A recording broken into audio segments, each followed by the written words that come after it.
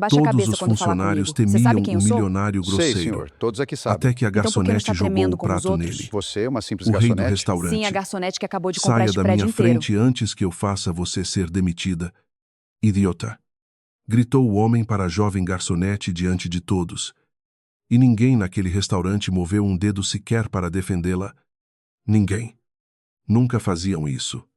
Valentina Cruz tinha 27 anos, mãos calejadas de trabalhar desde os 16 e uma paciência tão treinada que poderia ter sido olímpica.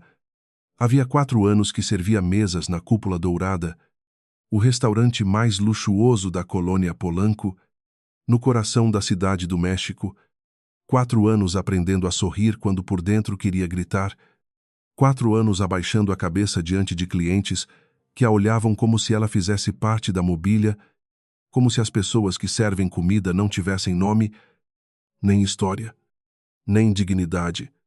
Mas havia um cliente diferente de todos os outros. Um que não apenas ignorava os funcionários, mas gostava de humilhá-los. Um que transformava cada visita ao restaurante em um pequeno teatro de crueldade, no qual ele era sempre o protagonista e os garçons, os atores secundários que ninguém aplaudia. Seu nome era Rodrigo Villanueva. E naquela tarde de terça-feira, enquanto Valentina arrumava os talheres da mesa, 14 com a precisão de quem repetira aquele movimento milhares de vezes, ouviu o som que todos na Cúpula Dourada aprendiam a temer desde o primeiro dia de trabalho, o ronco grave e arrogante de um motor de luxo parando diante da entrada principal. O ambiente mudou imediatamente. No começo, não foi algo visível. Foi mais uma vibração, como aquela que antecede um tremor. O maître, Dom Aurelio Fuentes, um homem de 62 anos, que havia servido nos melhores restaurantes da Europa, ficou rígido atrás de seu púlpito. Os garçons mais jovens trocaram olhares rápidos, daqueles que não precisam de palavras para transmitir uma mensagem completa. A chefe de sobremesas, Dona Carmen, pôs a cabeça para fora da cozinha, com a expressão de quem acabara de se lembrar de algo desagradável. Valentina percebeu tudo. Sempre percebia. Ele chegou, murmurou Tomás. O garçom de 19 anos que trabalhava na estação ao lado da dela, sua voz tinha o tom opaco de quem anuncia uma má notícia que já esperava. Oi, Zai, respondeu Valentina, sem levantar os olhos dos talheres. Hoje a mesa dele é minha. Ela, sim, olhou para ele. Tomás era um rapaz magro, de pele morena e olhos grandes, que estudava administração à noite e mandava dinheiro para a família em Oaxaca a cada quinzena. Trabalhava no restaurante havia apenas 3 meses e ainda não tinha aprendido a construir a máscara que todos os outros já usavam com naturalidade. Respira, disse Valentina em voz baixa. E não importa o que ele diga, não responda. Só concorde. Só sorria. Mesmo que ele me insulte, ela não respondeu de imediato. Guardou silêncio por um instante, um silêncio que continha 4 anos de goles amargos, e então disse, especialmente se ele te insultar, Rodrigo Villanueva entrou no restaurante como quem entra em um palco. Um ator que sabe perfeitamente que todos os olhos estão sobre ele. 45 anos. Terno de lã italiana, azul marinho com gravata prateada, o cabelo perfeitamente penteado para trás, com um produto que provavelmente custava mais do que o salário semanal de qualquer funcionário do local. Os sapatos Oxford de couro preto brilhavam com uma perfeição quase ofensiva. No pulso direito, um relógio Patek Philippe que Valentina reconheceu porque, certa vez, por curiosidade, pesquisara o modelo na internet. Custava mais de 800 mil pesos. Villanueva era CEO e sócio majoritário da construtora Villanueva, Associados, uma das empresas de desenvolvimento imobiliário mais importantes do país. Tinha escritórios em 3 cidades, projetos em 5 estados e um ego que parecia crescer em proporção direta à sua conta bancária.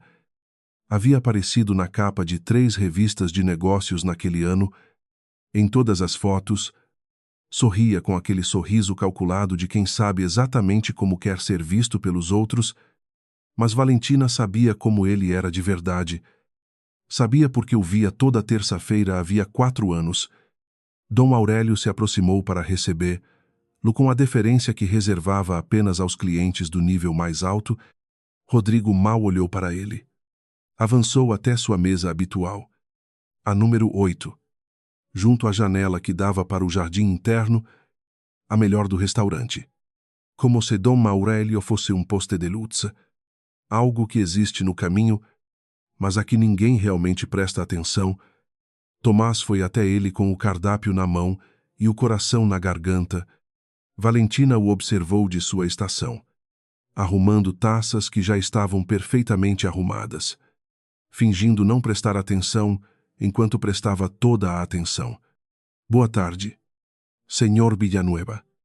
É um prazer recebê-lo nesta tarde. Posso trazer algo para começar enquanto... Onde está a água? Interrompeu Rodrigo sem olhar para o rapaz. Seus olhos percorriam o cardápio com a expressão entediada de quem lê algo que já sabe de cor. Trago imediatamente. Senhor, eu sou. Não me faça esperar. A água fica na mesa antes de eu me sentar. Isso vocês não sabem aqui. Sim. Senhor. Desculpe. É que o senhor acabou de... Não me explique. Traga. Tomás assentiu e se afastou com passos rápidos. Valentina viu o rapaz apertar a mandíbula enquanto caminhava para a estação de bebidas. Pôs uma mão breve em seu braço quando ele passou ao lado dela. Respira. Repetiu em voz baixa. Os minutos seguintes transcorreram com a tensão silenciosa de um campo minado.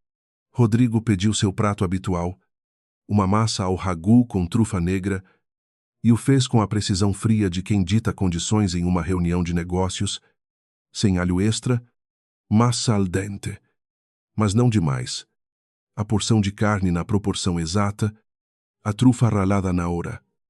Não antes. Tomás anotou tudo com cuidado milimétrico. Repetiu o pedido para confirmar. Rodrigo o interrompeu na metade. Você está repetindo o que eu disse para me impressionar? Ou realmente não se lembra de nada e precisa reler? Silêncio. Vá, disse Rodrigo, e voltou ao telefone. Valentina esperou Tomás chegar à cozinha para se aproximar da mesa 8, com a jarra de água mineral que o rapaz esquecera de levar em sua pressa. Serviu em silêncio, sem fazer barulho. Com a eficiência invisível que só os garçons adquirem com anos de experiência, Rodrigo nem sequer levantou os olhos. Ela também não esperava que o fizesse. 25 minutos depois, a massa chegou. Tomás a levou com as 2 mãos. Com cuidado, com a esperança muda de quem deseja que tudo dê certo. Colocou-a diante de Rodrigo, com um sorriso que lhe custou um esforço visível manter. Rodrigo olhou para o prato. Estudou-o por um instante. Depois levantou os olhos para Tomás com uma expressão que Valentina conhecia de memória, a de alguém que já decidiu que há algo errado antes mesmo de provar. Isto está al dente. Sim, senhor. Exatamente como pediu. Você provou? Eu não. Senhor. Não. Então como sabe que está al dente? A voz de Rodrigo subiu apenas alguns tons. Mas em um restaurante onde todos fingiam não ouvir, todos ouviam. Você está me dizendo que me serve algo que não verificou. É assim que trabalham aqui. Senhor. O chefe. Não me fale do chefe. Estou falando com você. Rodrigo empurrou o prato para a borda da mesa com um movimento deliberado, quase teatral. Leve isto embora. Diga a quem quer que cozinhe de novo. Desta vez, certifique-se de que seja alguém que saiba o que está fazendo. O prato estava perfeito. Valentina sabia porque ela mesma havia supervisionado a saída da cozinha. A massa estava exatamente como devia estar. A trufa era fresca. A proporção de carne era correta. Mas isso não importava. Nunca importava. O que importava era que Rodrigo Villanueva precisava demonstrar toda terça-feira que ele era o único que tinha razão em qualquer sala onde estivesse, e, para demonstrar isso, precisava que alguém estivesse errado. E esse alguém, invariavelmente, era o garçom mais próximo. Tomás pegou o prato de volta com mãos que não tremiam apenas porque ele as apertava com toda a força que tinha. Caminhou para a cozinha. Valentina o seguiu com o olhar até ele desaparecer atrás da porta vai e vem. Foi então que ouviu um soluço. Breve, cortado, mas inconfundível. Valentina deixou o que tinha nas mãos e foi para a cozinha. Tomás estava de costas junto à pia, com a cabeça inclinada, os ombros encolhidos daquele modo particular como se encolhem quando alguém tenta com todas as forças que ninguém perceba que está chorando. Ela parou ao lado dele, não disse nada por um momento, apenas ficou ali. Eu não consigo, disse ele em voz baixa, sem se virar. Não consigo continuar fazendo isso. Consegue? Sim, respondeu Valentina. Toda semana é a mesma coisa. Toda semana ele vem aqui e faz o mesmo. E nenhum de nós diz nada. O gerente sorri. E nós aguentamos. Eu não entendo por que temos que aguentar isso. Val. Por quê? Valentina não respondeu de imediato.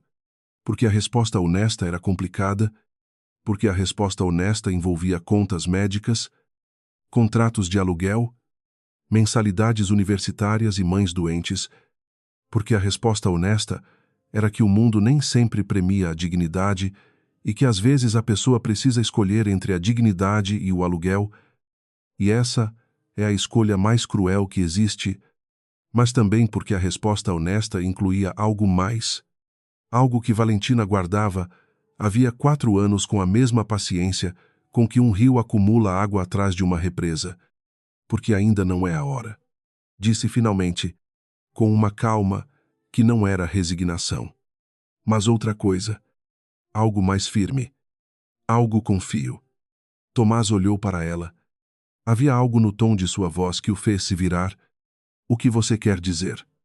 Valentina sustentou seu olhar por um segundo, depois pegou o prato de massa do balcão onde Tomás o deixara. Eu vou levar isto para ele, disse, e saiu da cozinha. Anos de silêncio. Havia coisas que Valentina Cruz nunca contava no trabalho. Não porque fosse reservada por natureza, embora fosse, mas porque há histórias que pesam demais para serem carregadas à vista de todos, histórias que, quando expostas ao ar livre, tornam-se frágeis. Como aquelas fotografias antigas que desbotam quando recebem luz, há histórias que só sobrevivem se forem guardadas bem fundo, no lugar onde ninguém mete a mão sem permissão. A história de Valentina era uma dessas. 4 anos antes, em um janeiro que ela recordava com a precisão dolorosa com que se lembram os meses que mudam uma vida para sempre. Valentina Cruz Herrera era uma pessoa completamente diferente daquela que agora servia mesas na Cúpula Dourada. Não na aparência, pois fisicamente continuava sendo a mesma. 68 de altura. Cabelo preto até os ombros. Olhos cor de avelã que herdara da mãe e que o pai sempre dizia serem os olhos mais inteligentes que já vira.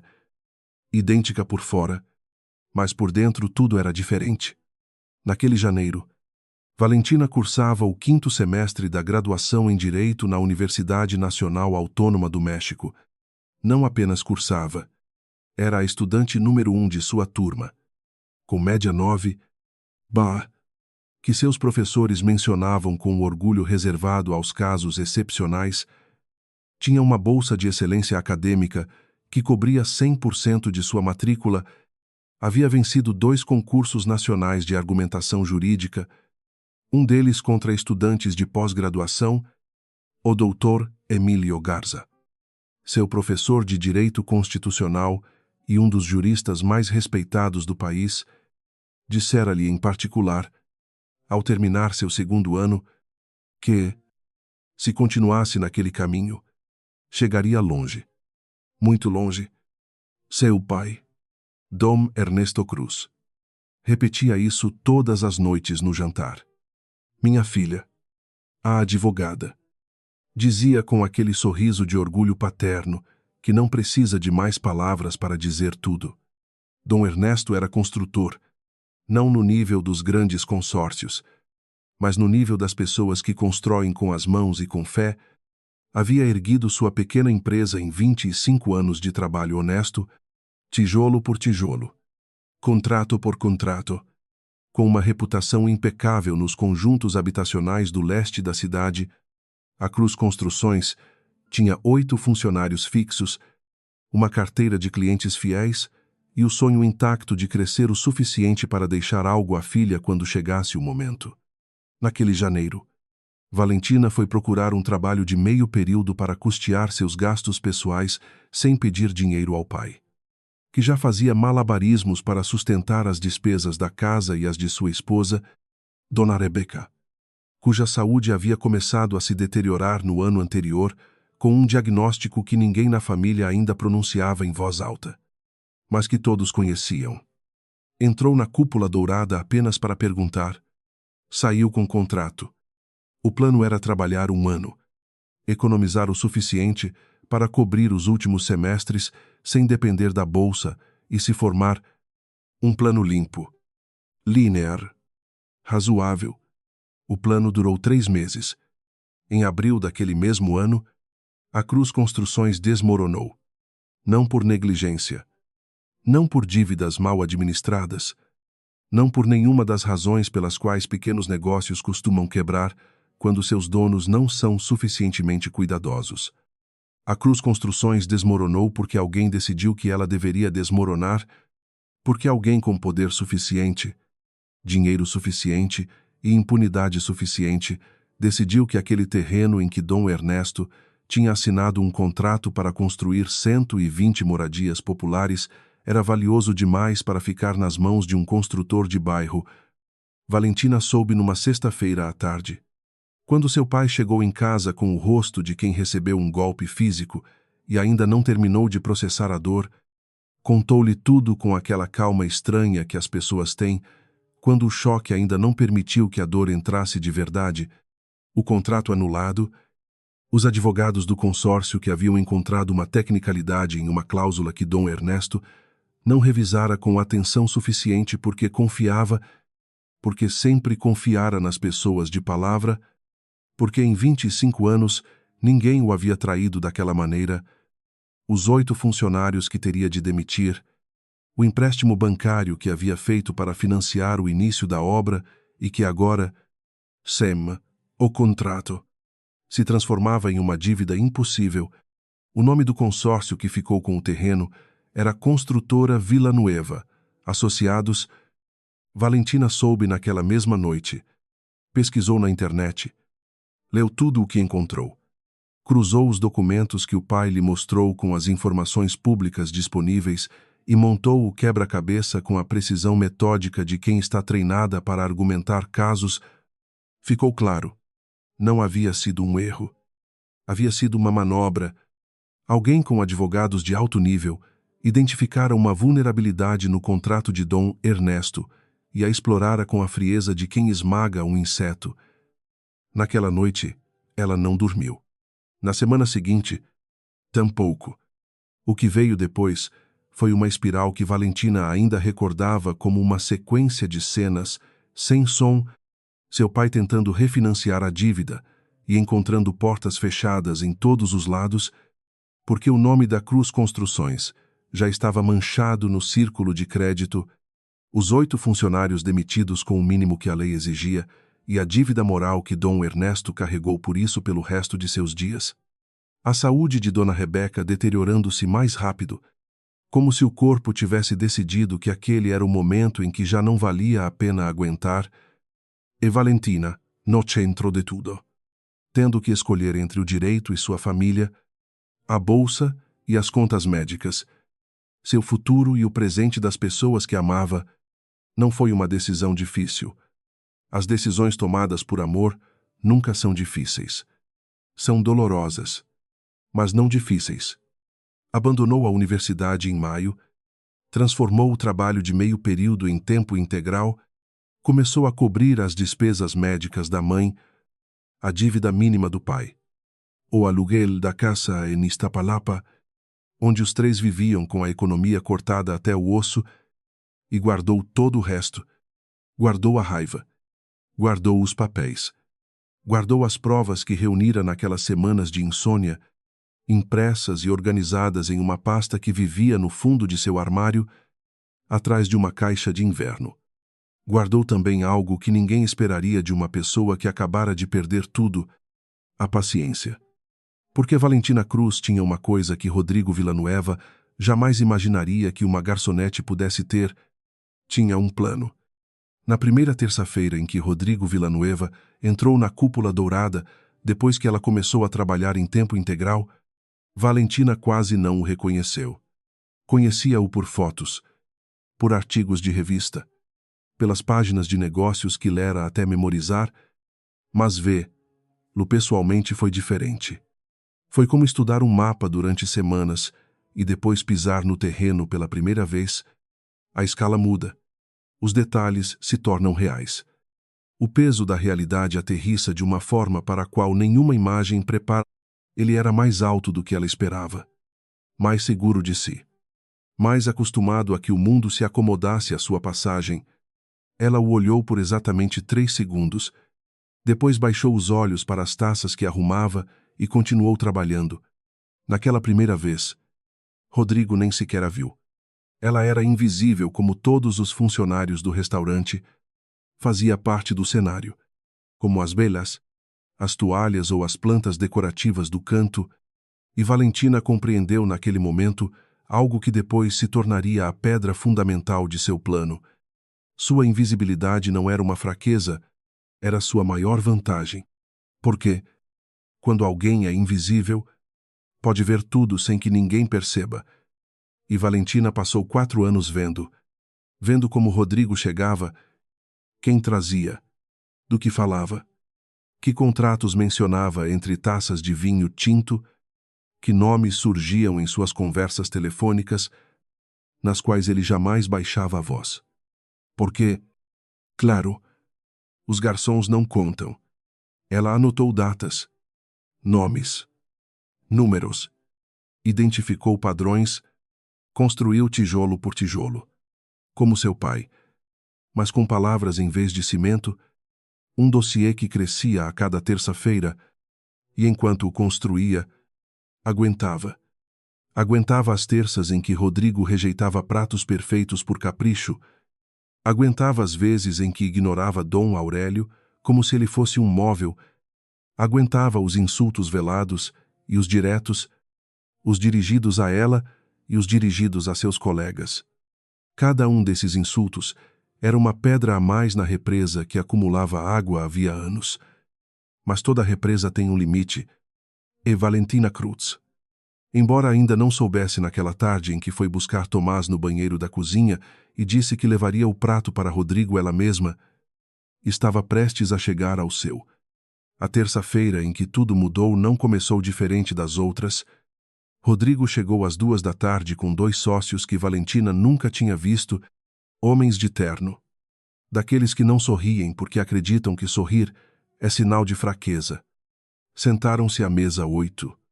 Pediram vinho antes de ver o cardápio. Falaram de negócios com aquela naturalidade particular de quem está acostumado a lidar com cifras que a maioria das pessoas não escreve com as próprias mãos. Valentina atendeu uma mesa próxima com a discrição de sempre, ouviu o que aprendera a ouvir e esperou. A gota d'água.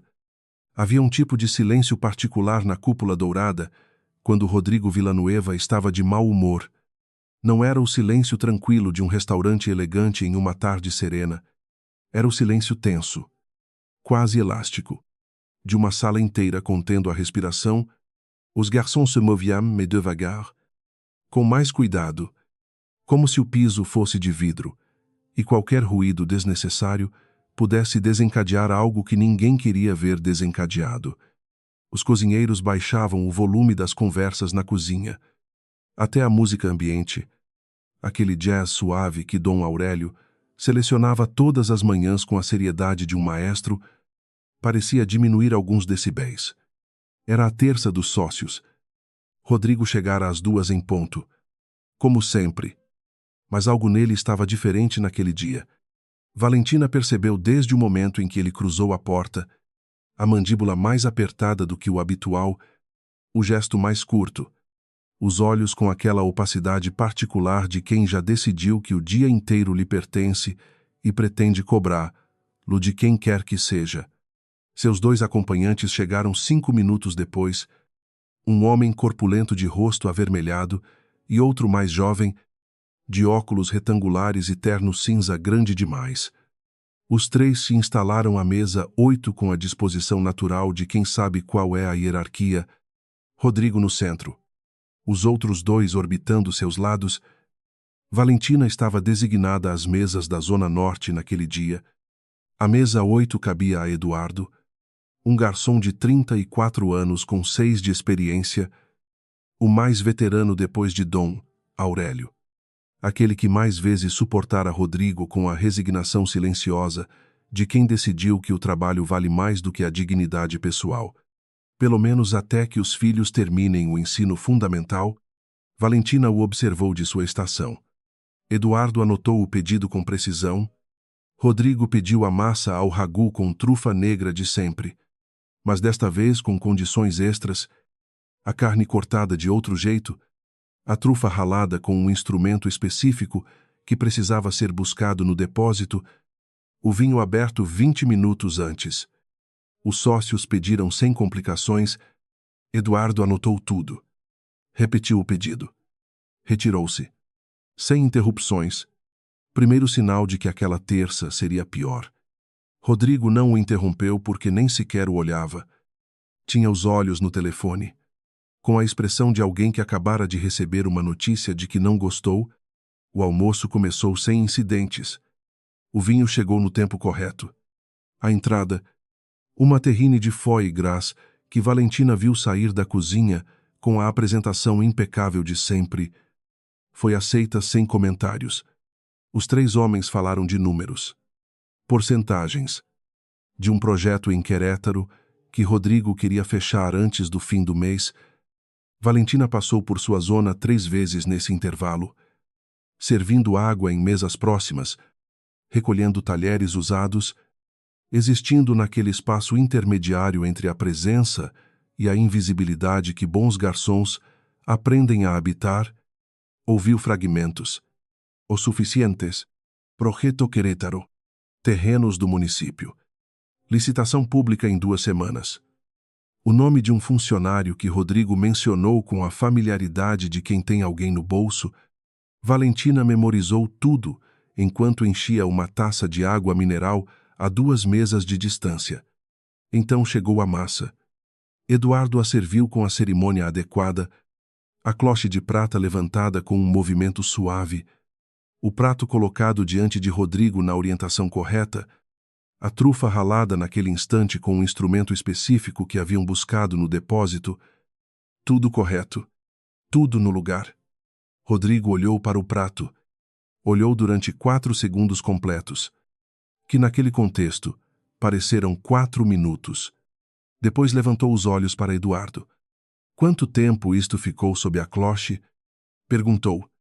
O suficiente para manter a temperatura. Senhor, não mais que. Está fria. Disse com uma calma mais ameaçadora do que qualquer grito. A massa está fria. Senhor. Acabou de sair da cozinha. Garanto que a temperatura. Você está dizendo que minhas mãos mentem. Rodrigo levantou o garfo e tocou um lado do prato com o dorso. Está dizendo que o que eu sinto não é o que é. Eduardo não respondeu. Conhecia aquele momento. Era um momento em que qualquer resposta estava errada. Leve embora, disse Rodrigo. O sócio corpulento olhou para o próprio prato, que já começara a comer, com o desconforto de quem não sabe se deve continuar ou parar. O de óculos retangulares estudou a toalha com súbito fascínio. Eduardo pegou o prato e saiu. Valentina viu o colega passar com a face neutra de quem aprendeu a não deixar nada aparecer na superfície. Mas conhecia aquela face. Conhecia porque era a mesma que ela usava e sabia o que havia por baixo. 12 minutos depois, a massa voltou. Desta vez, Eduardo a levou com um ajudante.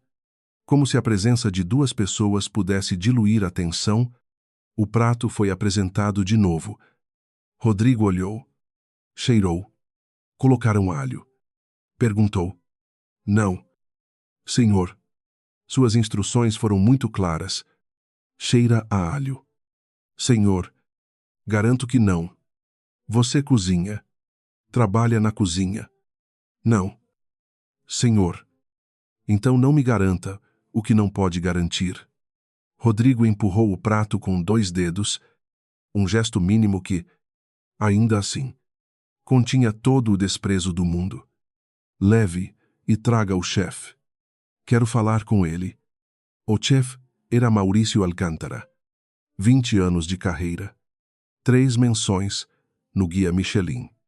Um homem que nunca saía ao salão durante o serviço, mas que tinha Rodrigo Villanueva naquela curta lista de exceções, porque o gerente, o licenciado Hernández, lhe pedira em termos que não eram exatamente um pedido. O chefe Alcântara saiu com seu avental e sua dignidade intacta, cumprimentou Rodrigo com uma inclinação mínima de cabeça e ouviu suas queixas com a expressão serena de quem calcula quanto falta para se aposentar.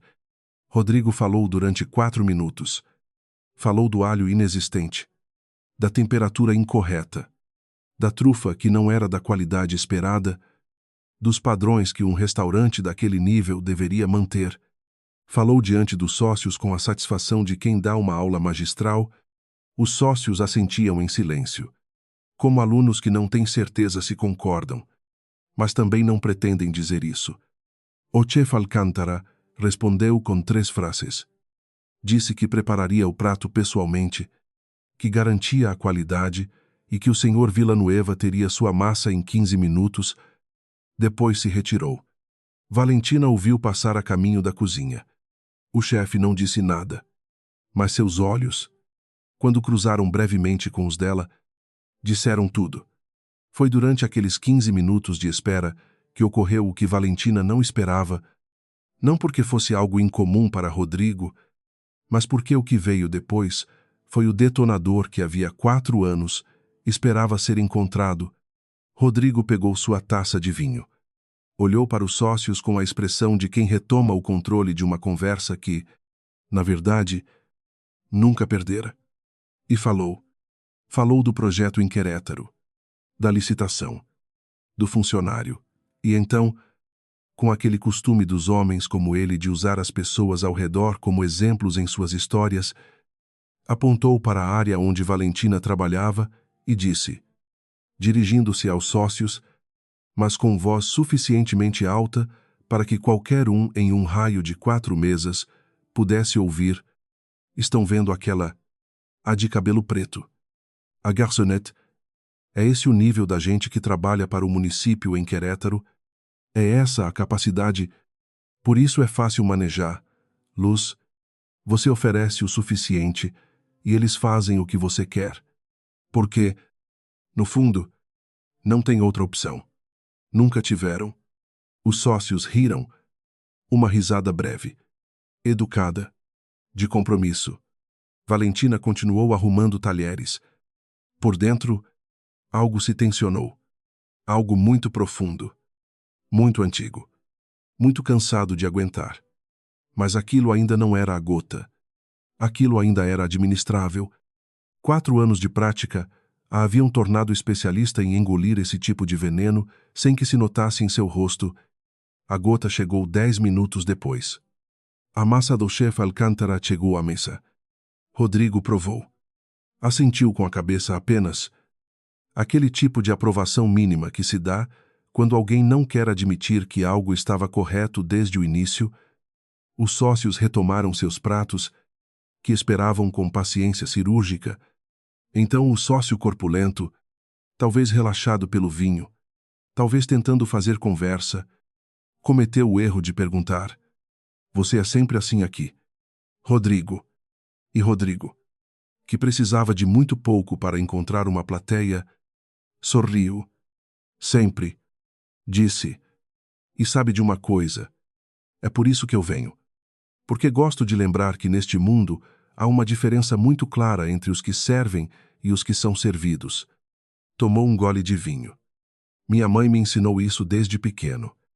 Ela disse: Rodrigo, nunca confunda a gente que trabalha para você com seus iguais. Eles têm o lugar deles e você tem o seu. A garçonete que traz sua taça não se senta à sua mesa. O pedreiro que constrói sua casa não dorme na sua cama. É assim que o mundo funciona. E os que não entendem é porque suas mães não explicaram direito. Valentina estava a 1,5 metro daquela mesa. Ouviu cada palavra. Ouviu a menção às mães e algo dentro dela, algo que havia suportado durante 4 anos, o peso de todas as terças anteriores, de todas as humilhações engolidas, de todas as noites em que chegava em casa e encontrava a mãe conectada a um nebulizador na sala, de todos os formulários de pedido de auxílio médico que preenchera com letra apertada, porque o dinheiro não dava para tudo. Esse algo se partiu, não de repente, não com um estalo dramático. Partiu-se como o gelo na primavera, com uma rachadura silenciosa que percorre toda a superfície antes que a água comece a se mover. Valentina deixou o que tinha nas mãos. Respirou. E foi à cozinha buscar o prato que Rodrigo Villanueva merecia havia 4 anos, o prato voador. A cozinha da Cúpula Dourada cheirava a manteiga clarificada e ragu de vitela, quando Valentina empurrou a porta, vai e vem, e entrou com um passo diferente do de sempre. Os cozinheiros levantaram os olhos. Algo em sua maneira de caminhar fez 2 deles pararem instintivamente, como animais que percebem uma mudança na temperatura do ar antes que qualquer outro note. O chefe Alcântara a viu chegar e franciu levemente a testa. O que houve? Perguntou. Nada, disse Valentina. Sua voz estava perfeitamente tranquila. Tranquila demais. Daquela classe de tranquilidade que não se parece em nada com paz, mas com a superfície imóvel de um lago, onde algo grande se move por baixo. A massa do Senhor Villanueva está pronta. Eduardo já levou. Oisai. Valentina olhou para a frente por um instante. Depois olhou para o chefe. Tem mais. Sempre tem. O chefe a estudou com o olhar. Val. Você está bem. Perfeitamente. Disse. E estava falando sério. Pela primeira vez em 4 anos, estava perfeitamente bem. Saiu da cozinha sem dizer mais nada. Eduardo estava de volta à sua estação, com a face vazia de expressão que as pessoas usam quando não querem que ninguém saiba o que estão sentindo. Valentina parou ao lado dele por um momento. Eduardo. Oque. Quando isso passar, quero que você se lembre de que não foi sua culpa. Nada disso jamais foi sua culpa. Ele a olhou com uma expressão estranha entre a confusão e algo parecido com pressentimento. Val. O que você vai? Mas ela já estava caminhando em direção à mesa 8. Levava as mãos vazias. Isso foi a primeira coisa que qualquer pessoa teria notado. Ela não trazia nada. Nenhum prato. Nenhuma taça. Nenhuma das ferramentas neutras atrás das quais os garçons aprendem a se esconder. Sou ela. Caminhando pelo salão da Cúpula Dourada, com uma determinação que não precisava de nenhum objeto para se fazer sentir. Dom Aurélio a viu de seu púlpito e algo em seu semblante mudou. Deu um passo à frente instintivamente, como se quisesse se interpor. Mas algo nos olhos de Valentina o deteve. Tinha 22 anos naquele restaurante, vira muitas coisas e reconhecia. Quando as via, as coisas que já não podem ser detidas, Valentina chegou à mesa 8. Os 3 homens estavam comendo. Rodrigo recebera a massa do chefe e a aceitava com a condescendência silenciosa de quem não quer admitir que estava errado. Os sócios mastigavam em silêncio, gratos pela trégua momentânea. Valentina parou diante de Rodrigo. Ele não levantou os olhos de imediato. Homens como Rodrigo Villanueva não levantam os olhos de imediato quando alguém do serviço se aproxima. Faz parte da linguagem do poder. Fazer esperar. Fazer o outro existir no limbo da sua atenção, até que você decida reconhecer. Lu. Valentina esperou 1, 2, 3 segundos. Rodrigo levantou os olhos com a expressão levemente irritada de quem foi interrompido em algo importante e encontrou olhos que nunca antes havia visto daquela maneira, não porque fossem olhos diferentes. Eram os mesmos olhos cor de avelã de sempre, os mesmos que ele ignorara durante 4 anos, como ignorava todos os olhos de todas as pessoas que lhe serviam comida. Mas havia algo neles naquela tarde que fez uma parte muito primitiva de Rodrigo Villanueva ficar, pela primeira vez, ligeiramente alerta. O que você quer? Perguntou com seu tom habitual de impaciência. Valentina não respondeu de imediato.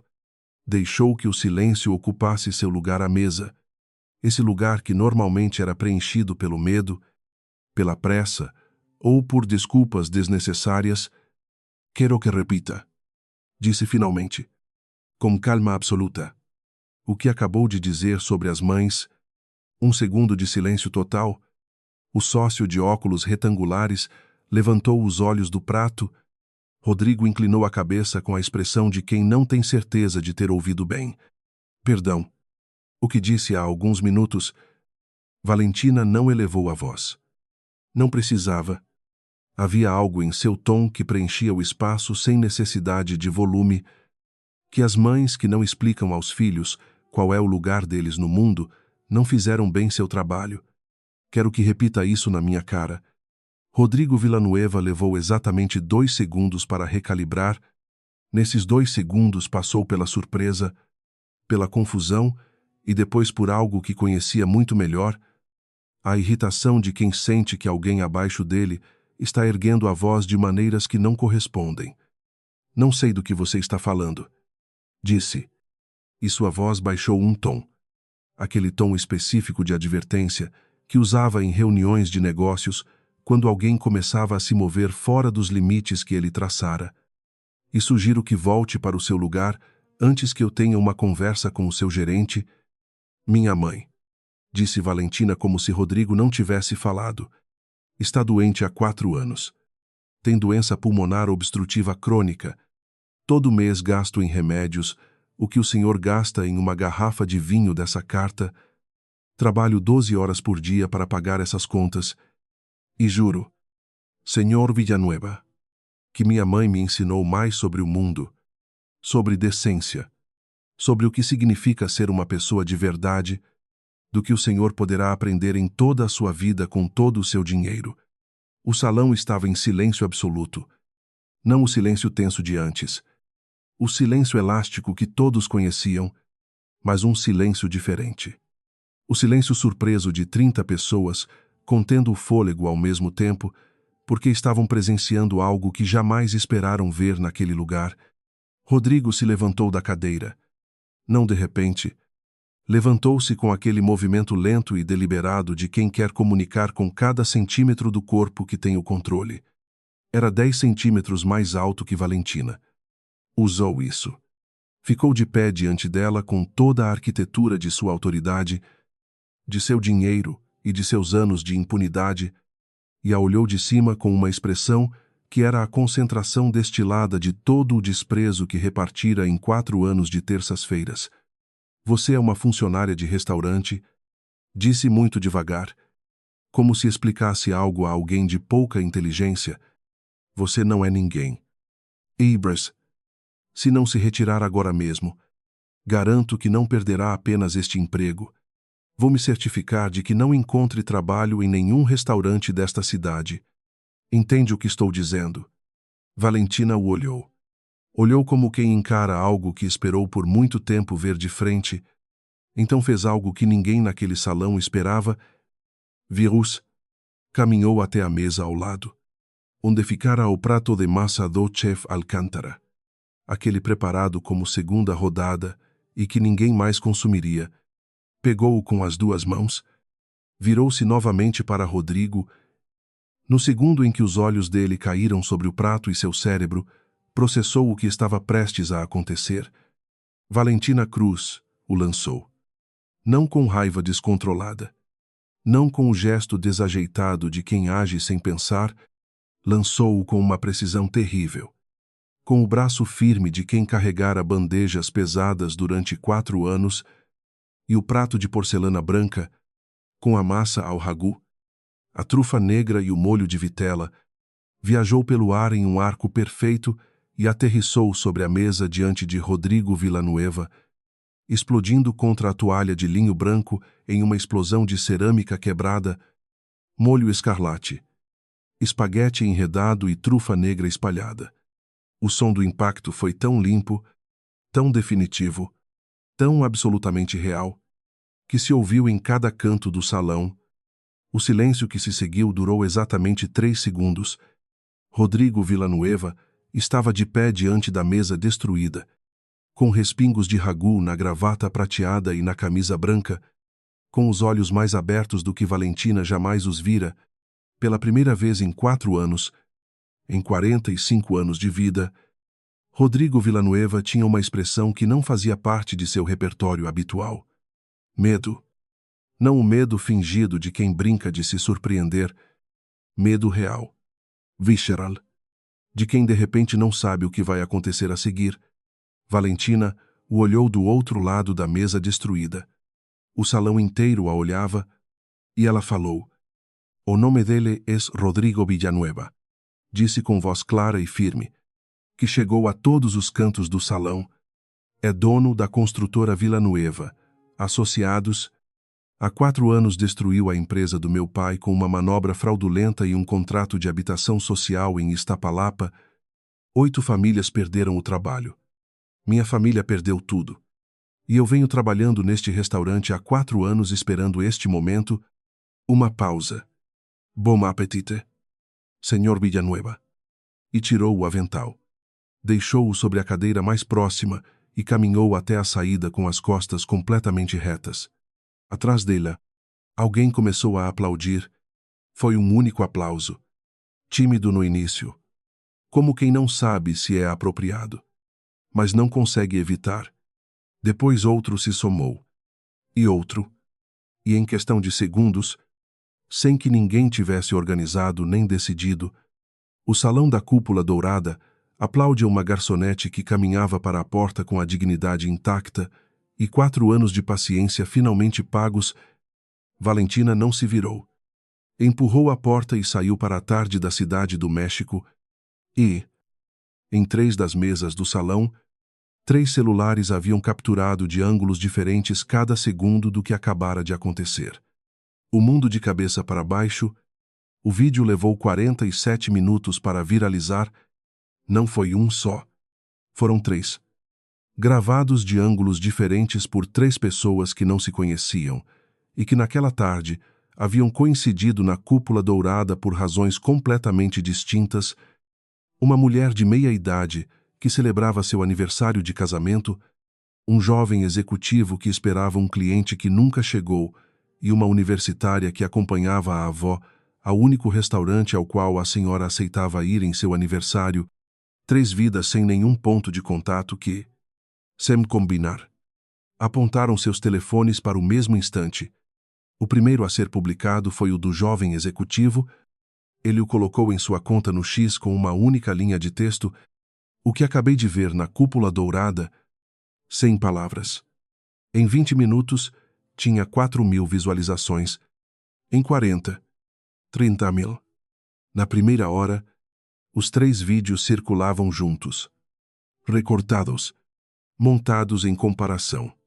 Comentados. Repostados. Analisados quadro por pessoas que nunca tinham pisado naquele restaurante e que, ainda assim, sentiam, com aquela intensidade particular que a justiça inesperada produz, que haviam esperado ver algo assim a vida inteira. O algoritmo fez o resto. Valentina ainda não sabia.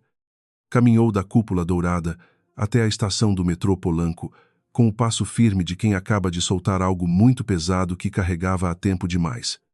O ar da tarde bateu em seu rosto com aquela indiferença reconfortante que a cidade tem quando alguém acaba de fazer algo irreversível. Não sentia arrependimento. Não sentia medo. Sentia, estranhamente, uma leveza que não recordava experimentar havia anos, como se 4 anos de peso tivessem finalmente encontrado o caminho para fora. Ligou o telefone no metrô. Tinha 142 notificações. Olhou por um instante sem compreender. Depois abriu a primeira, depois a segunda, depois fechou o telefone. Olhou para a frente. Respirou e voltou a abri-lo, porque a realidade não mudaria pelo fato de ela fechar os olhos diante dela. Seu nome estava em todos os lugares. Não seu nome completo, porque ninguém ainda o sabia, mas a garçonnette, a meseira corajosa, a garota do prato. Essas frases percorriam as redes com a velocidade específica das coisas que as pessoas há muito querem dizer e que encontram na história de outra pessoa uma forma de finalmente dizer "las". Os comentários se acumulavam aos milhares. Pessoas que contavam suas próprias histórias de humilhação no trabalho, de chefes abusivos, de clientes que as trataram como objetos, de momentos em que quiseram fazer exatamente o que Valentina havia feito e não puderam porque o aluguel não se paga com dignidade. Trabalho há 12 anos em atendimento e nunca tive a coragem que ela teve, chorando no banheiro do trabalho, porque isso é o que todos precisávamos ver. Quem é essa mulher? Quem é? Preciso saber. Valentina chegou à sua casa em Iztapalapa com o telefone tocando sem parar. Entrou e encontrou a mãe no sofá de sempre. Com um nebulizador ligado e uma novela na televisão, Dona Rebeca Cruz era uma mulher pequena, de cabelo branco e olhos cor de avelã, idênticos aos da filha, que perdera 20 quilos em 4 anos de doença. Mas não perdera nem 1 grama da agudeza com que lia as pessoas que amava. Olhou Valentina entrar. Estudou seu rosto durante 2 segundos. "O que você fez?" perguntou. Valentina sentou-se no sofá ao lado dela, apoiou a cabeça em seu ombro e contou tudo. Dona Rebeca ouviu sem interromper. Quando Valentina terminou, houve um longo silêncio. Então a mãe levantou a mão e acariciou seus cabelos com aquela lentidão tranquila de quem aprendeu que algumas coisas não precisam de resposta imediata. "Você se arrepende?" perguntou. "Não", disse Valentina. "Então está tudo bem." Às 9 da noite, quando Valentina olhou novamente o telefone, os vídeos somavam juntos mais de 4 milhões de visualizações. A imprensa havia começado a se mover. 3 portais de notícias online já tinham matérias com o título da Cúpula Dourada e o nome de Rodrigo Villanueva. Um deles já havia identificado quem ele era. Haviam pesquisado seu perfil público, suas aparições em revistas de negócios, suas fotos em eventos de gala, e as colocado ao lado do vídeo da massa espalhada sobre a toalha branca, com o resultado que qualquer contraste violento entre o poder e seu desmoronamento produz. O licenciado Hernández, gerente da Cúpula Dourada, ligou para ela às 21h15. Demitiu-a. Era a ligação que Valentina esperava. Ouviu com calma. Respondeu com monossílabos corretos e desligou. Não era surpresa. Era o preço. E ela o havia calculado muito antes de pegar aquele prato nas mãos. O que não calculou foi o que aconteceu na manhã seguinte. Às 7 da manhã de quarta-feira, quando Valentina saiu para comprar leite na loja da esquina, encontrou uma jornalista esperando por ela na calçada. Às 8 havia mais 2. Às 10, a rua diante de sua casa em Iztapalapa tinha 3 câmeras de televisão, um microfone de rádio e um número impreciso de pessoas com celulares que ela já não distinguia entre imprensa e público geral. Valentina não falou com nenhuma delas. Mas, lá dentro, sentada ao lado da mãe, que tomava o remédio da manhã, abriu o grupo de WhatsApp dos funcionários da Cúpula Dourada e escreveu uma mensagem breve, de 16 palavras.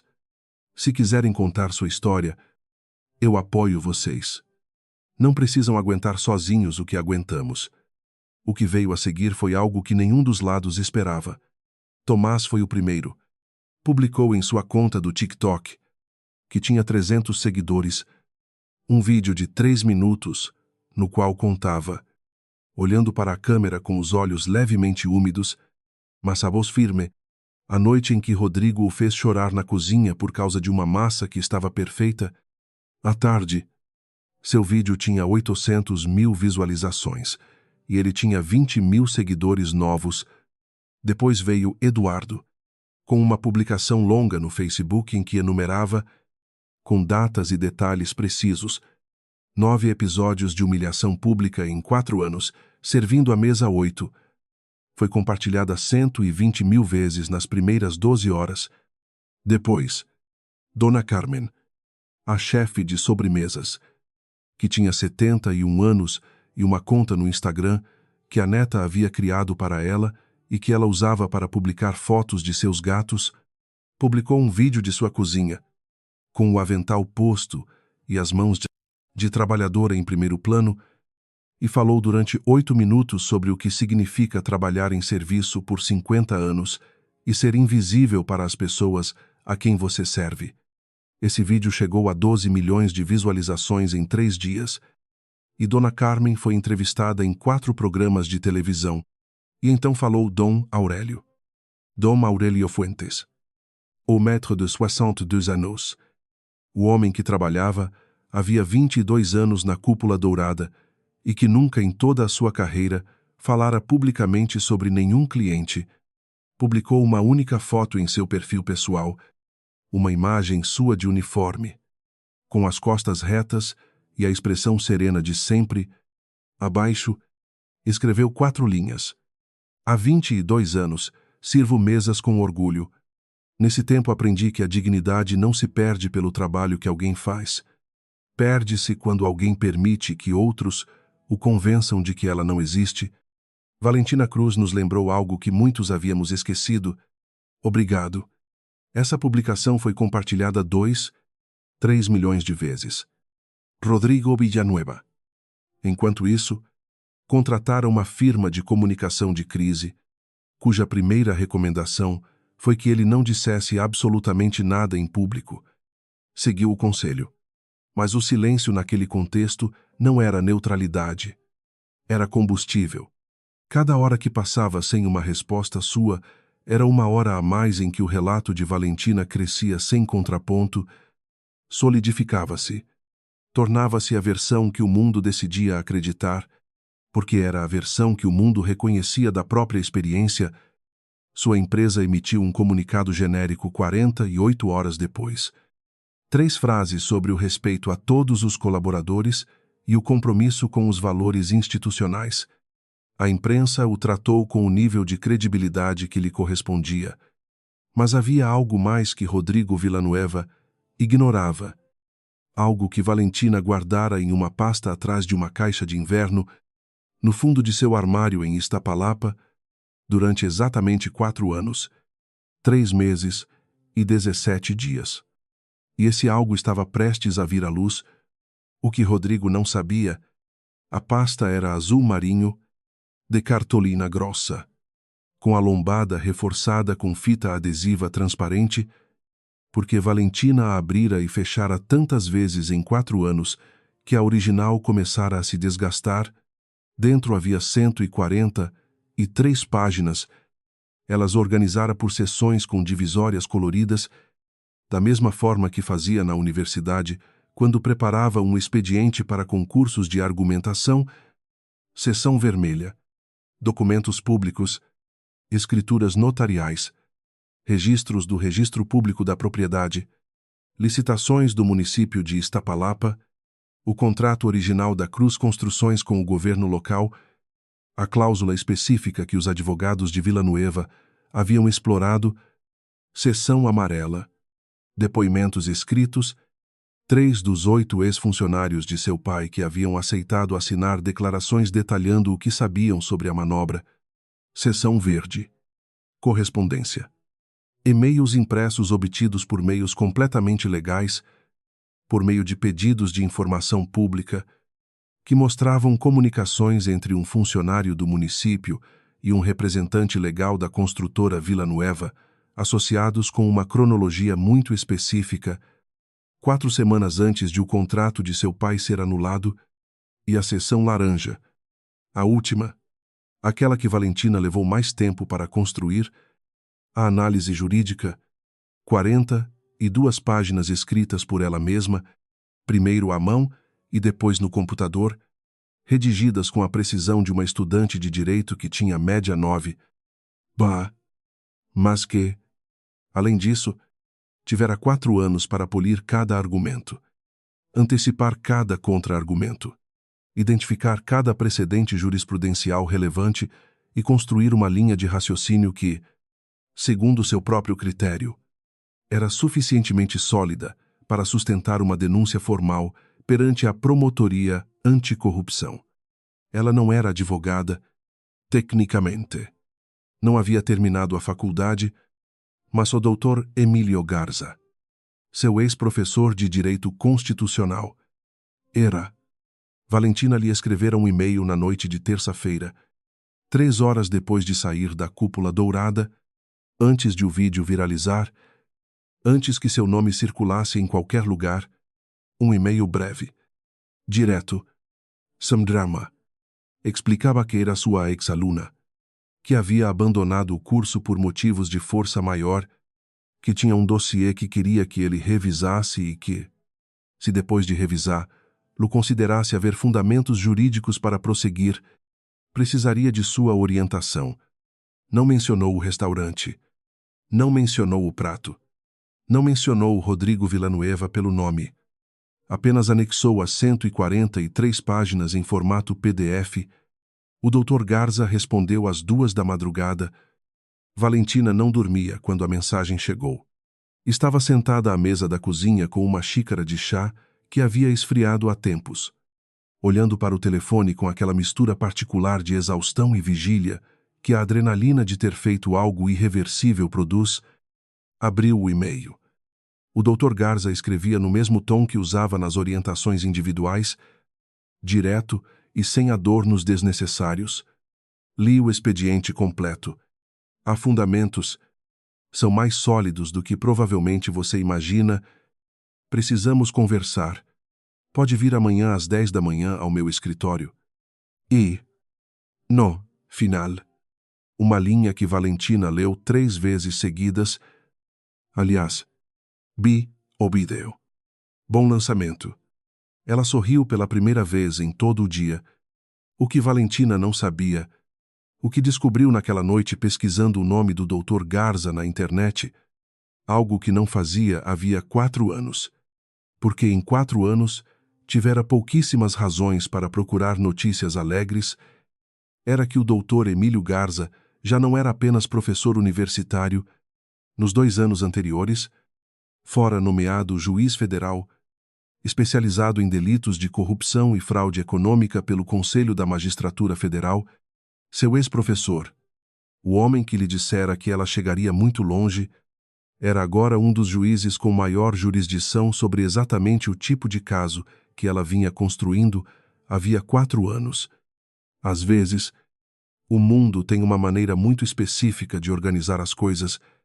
Valentina chegou ao escritório do Dr. Garza às 9h55 da manhã.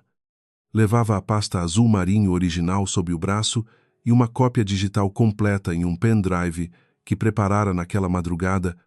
Vestia a mesma roupa séria que usava nos concursos universitários de argumentação, calça preta, blusa branca, cabelo preso, sem uniforme de garçonnette, sem avental. Apenas ela. O Dr. Garza a recebeu de pé, apertou sua mão com firmeza e indicou a cadeira diante de sua mesa. Era um homem de 60 anos, de constituição magra, com o cabelo completamente branco, contrastando com sobrancelhas ainda escuras que lhe davam uma expressão permanente de atenção intensa. Sobre a mesa, tinha impresso o dossiê que ela enviara na noite anterior. Havia anotações nas margens, muitas anotações, feitas com caneta vermelha. Sente-se. Valentina, disse. Temos muito a conversar. Conversaram. Ele primeiro explicou que havia lido o expediente com os olhos de um juiz, não de um professor, e que o que encontrara lhe parecera suficientemente interessante para fazer-lo perder 3 horas de sono, apontou os pontos fortes. A cronologia da correspondência entre o funcionário do município e o representante de Villanueva era devastadoramente clara para qualquer operador jurídico experiente, porque mostrava uma coordenação que não podia ser explicada como coincidência. Os depoimentos dos ex-funcionários da Cruz Construções eram coerentes entre si e com os documentos públicos.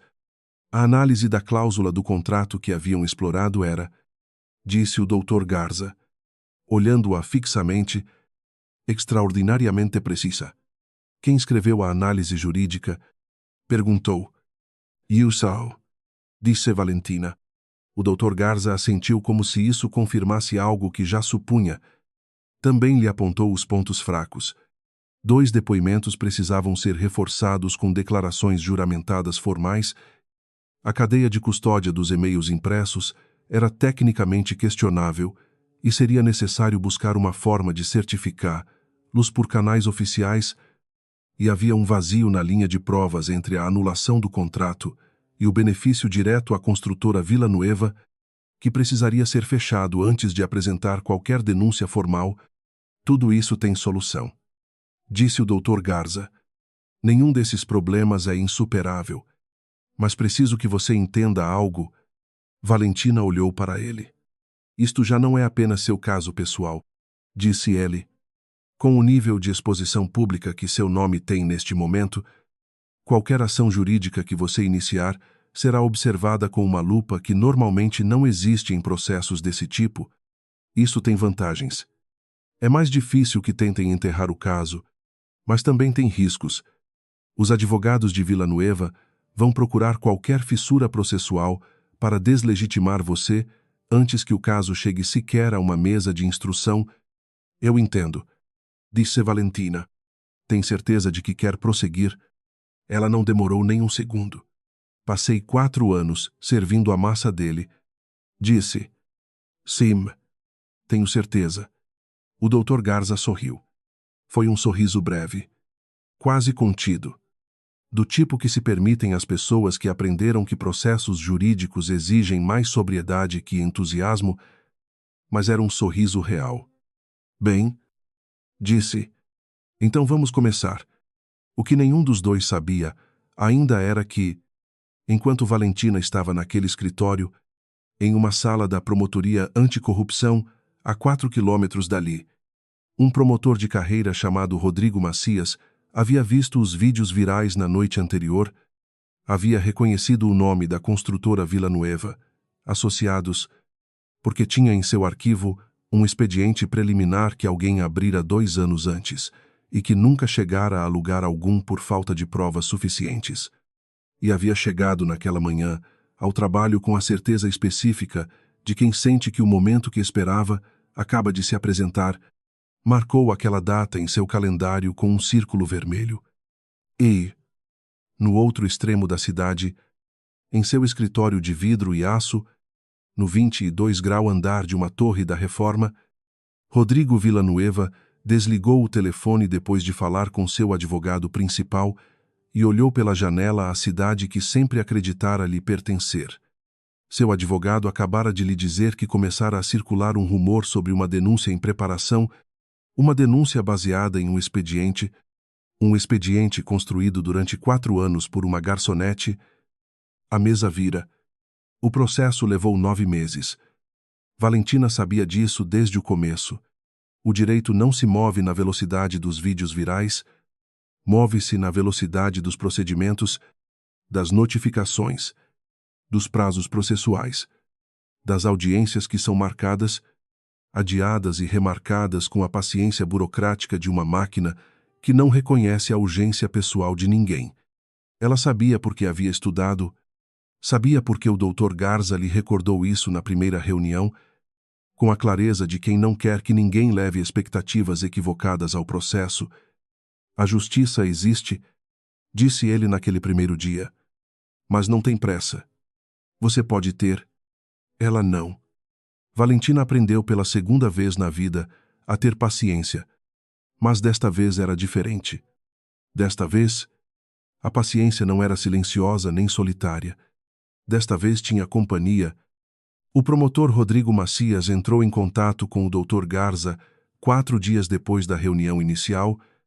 O expediente preliminar que tinha no arquivo havia 2 anos, aberto originalmente por uma denúncia anônima que nunca prosperara por falta de sustentação probatória, tornou-se de repente algo completamente diferente quando recebeu as 143 páginas de Valentina.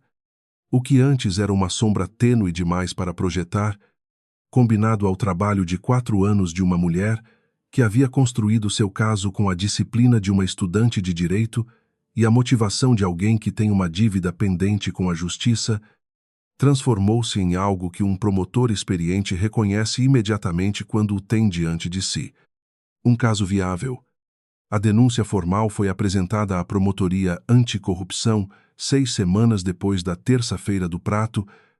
As acusações eram 3: fraude em licitação pública, suborno ativo ao funcionário municipal, que facilitara a anulação do contrato da Cruz Construções, e dano patrimonial doloso.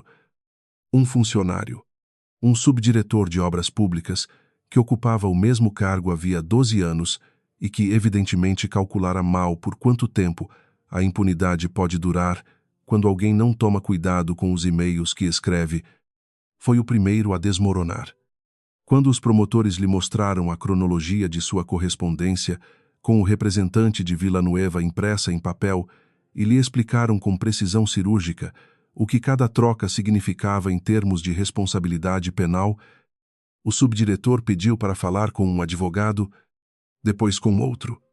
E então decidiu que cooperar com a promotoria era mais conveniente para seus interesses pessoais do que enfrentar sozinho o peso do que fizera. Seu depoimento durou 4 horas. Quando saiu daquela sala, o caso contra Rodrigo Villanueva já tinha pernas próprias.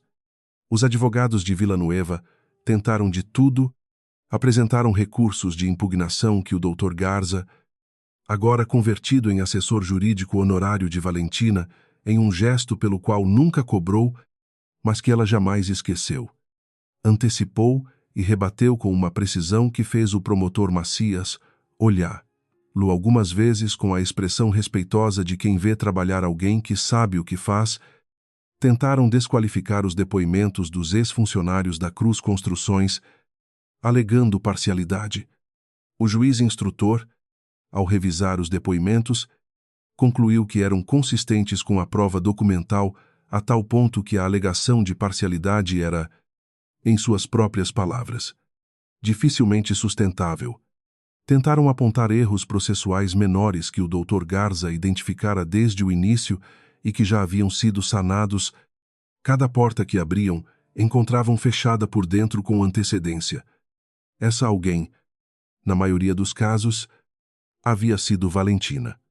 A audiência de formulação de acusações ocorreu em uma quinta-feira de outubro, 9 meses, e 4 dias depois da terça-feira do prato. A sala do Tribunal Federal era um ambiente retangular de tetos altos, iluminado por luz artificial branca, que não tinha nenhuma intenção de ser dramática, mas que produzia, em contraste com a solenidade do momento, uma clareza quase cirúrgica. Valentina sentou-se na seção designada aos denunciantes com o Dr. Garza à sua esquerda e o promotor Macias 3 metros mais à frente. De costas para ela, Rodrigo Villanueva entrou ladeado por 2 de seus advogados. Foi a primeira vez que Valentina o viu desde aquela terça-feira na Cúpula Dourada. Meses haviam sido suficientes para que a arquitetura de sua segurança mudasse de uma forma que só se percebe quando se lembra como era antes. Não era que parecesse mal.